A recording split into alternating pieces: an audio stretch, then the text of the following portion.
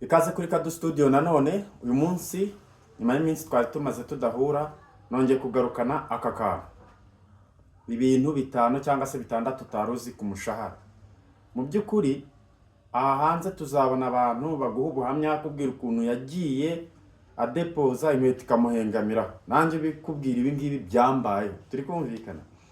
Ariko nyuma yuko mpuye n'umuntu akampugura akanyigisha umushahara icyo umaze n'icyo umuntu uguhereza abagambiriye. My dear friends, ndakubwiza ukuri nahise nzinukwa ikintu cyitwa akazi kagambiriye iki umushahara. Ese ibi bintu ngiye kukubwira wari usanzwe ubizi? Ndabizi neza ko utabuze ibi bintu ngo nurangiza wirirwe ukubiye nkweto yawe ngo uri gushaka akazi kagambiriye kujya kaguhemba iki umushahara ku kwezi. Abantu rero mutari muzi ibi bintu kubijyanye n'umushahara, ndagira ngo munyegere hano kuri Kadu Studio tuganire, twungurane ibitekerezo ku kintu cyitwa umushahara. Wenda uyu munsi wa none uramutse usobanukiye n'umushahara icyo ari cyo, wafata umwanya watakazaga wirukanka udepoza ukagira kandi kantu gatoya uwukoramo. Ndakubwiza ukuri, uramutse ubikoze gutya, amahirwe yo gukira abasa naho azamutse kandi abasa naho agusatiriye. Kimwe mu bintu biba bishoboka iyo umaze gusobanukirwa n'iki kintu ni igihe gusa. Wowe wiha igihe hanyuma ubukire uko byagenda kose bugira gute buraza.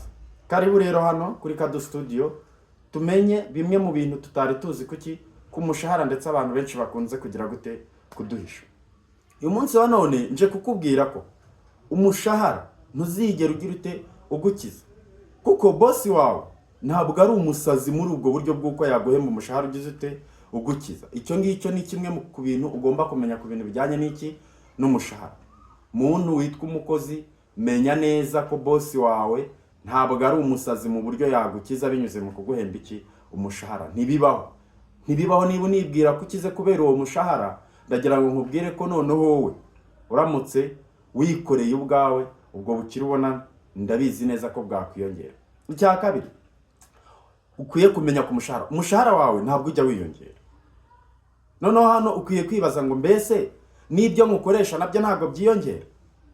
Ndakubwiza ukuri ko ibyo ukoresha umushahara wawe byo biriyongera, kabone nubwo umushahara wawe utagira gute utiyongera. Icyo ni icya kabiri ukwiye kumenya ku mushahara. Turi kwihuta, nta gahunda zo gutinda. Ndagira ngo wowe nyuma yuko wumvisha izi ngingo uko ari esheshatu, wowe wicare uzitekerezeho, uzidevelope, nurangiza bigufashe gufata iki umwanzuro. Icya gatatu ukwiriye kumenya, kampani gukoresha cyangwa se umubosi wawe cyangwa se simbizi, ariko menya ngo umukoresha wawe akwishyura bike mu byo winjije. Kuko iyi ngingo ya gatatu iravuga ngo umukoresha wawe cyangwa se kampani ukorera iramutse kwishyuye ibihwanye n'ibyo wayinjirije uri kuyikorera, yahita ihomba, yahita ifunga. Bivuga ngo rero kampani yawe igiye kuguhemba, kampani ukorera cyangwa se boss wawe ukorera,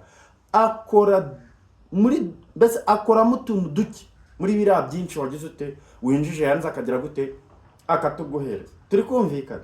Ntabwo rwose boss wawe ashobora kukwishyura ibintu bihwanye n'ibyo wagize ute winjije. Niyo mpamvu aka kantu nukumva neza uzahitamo kwikoreraho kugira ngo ujye gukorera iki abandi. Turi kumvikana? Ingingo ya kane, iyo ubonye akazi rero, dore ikintu kikubaho utaruzi. Iyo ubonye akazi uyu munsi wa none, ndagira ngo iyi ngingo yumve. Iyo ubonye akazi, turi kumvikana, kampani ikakuharinga cyangwa se umuntu ku giti cyakaguha akazi, wowe kwitwa ko uri umukozi, imbaraga zawe, ubumenyi bwawe, ibyo byose birakodeshwa. Turi kumvikana? Birakodeshwa. Urumva rero tutagiye kure, iyo ukodesha inzu cyangwa iki, ntabwo uba uyiguze burundu, birumvikana. Igihe kiragera ukagira gute ukayivamo. Niyo mpamvu rero uko byagenda kose, kubera ko wangajwe wahawe akazi muri kampani runaka, bizarangira unirukanwa. Turi kumvikana? Iki kintu ndagira ngo mucyumve, bizarangira ugize ute wirukanwa. Nutanirukanwa, turi kumvikana, ushobora kuzava kuri ka kazi kubera impamvu z'izabukuru. Murabizi ko habaho pension, sibyo? Noneho uyu muntu wasesenguye bino bintu aratubwira, nkuko nanjye ndi kukubwira, kubera icyo utatangira kwikorera mu gihe ugifite imbaraga zo kwikorera, kubera icyo utegereje ko izabukuru zigera, kubera icyo utegereje ko shobuja akwirukana. Barakubwira ngo rero icyo gihe numara kwirukanwa, turi kumvikana, bizarangira ushaje uri umukene udafite ikintu wakwimarira. Bakakugira inama yo gutangira kwikorera mu gihe ugifite imbaraga, kugira ngo urye wa mushahara wawe, kuko iyo wikorera uranihemba, hanyuma wizigamire n'iki n'inyungu yawe. Turakomeje ku ngingo ya 5 twagiye. Ingingo ya 5 nkuko nari mbibabwiye, murabona umubyeyi hari ukuntu byara abana, igihe cyawe cyo gutaha cyagera ukabaraga. Ahangaho ukwiriye kumenya iki kintu wowe muntu witwa umukozi mu kigo runaka cyangwa ku muntu runaka. Ntabwo abana bawe bazigera bakuzungura mu kazi, ntibikunda. Nukavaho uzaba ukavuyeho, bizaba birangiye. Ni iki rero gituma ukomeza guta igihe ku bintu bitazagirira akamaro abazagukomoka? Icyaba cyiza, aho kugira ngo utumwanya wubaka kampani z'abandi, wafata icyo gihe cyawe ukagikoresha wubaka kampani yawe mu bushobozi bukeya ufite. Turi kumvikana, ibyo ukabikora mu gihe gitoya cyangwa kirekire, ariko ubizi neza ku iherezo ry'ubuzima bwawe rifite igisobanuro. Rifite igisobanuro gute? Kubera ko hari aho uzaba warakuye umuryango, hari naho uzaba ugize ute ubusize. Iyo ni ingingo ya kangahe? Ya 5. Ingingo ya 6, mu by'ukuri barakubwira ngo akazi, kuba umukozi byegera kuba umucakara, kuko ibi byombi birangwa no gushyirirwaho amategeko, birangwa no gusuzugurwa, birangwa no guhozwa ku gatunambwene. Turi kumvikana, kandi birangwa no kugenerwa igihe urira, icyo uruhukira. Turi kumvikana. Ibyo rero urumva ko bijya gusa, wenda si bimwe, ariko bigize bite? Burya kuba umukozi byegeranye no kugira gute no kuba umucakara. Iyo ni ingingo ya 6.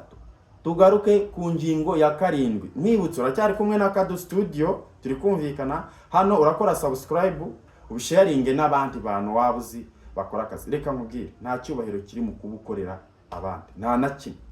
Umuntu uri gukorera abandi ameze nka wa mwana, sibyo? Wirata imfizi yase. Turi kumvikana.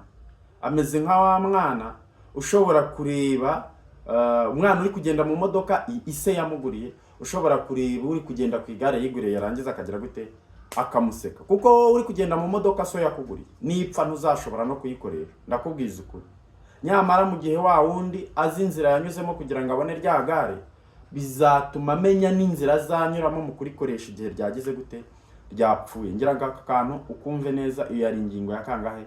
Ya 6. Tugiye gukomeza ku ngingo ya 7.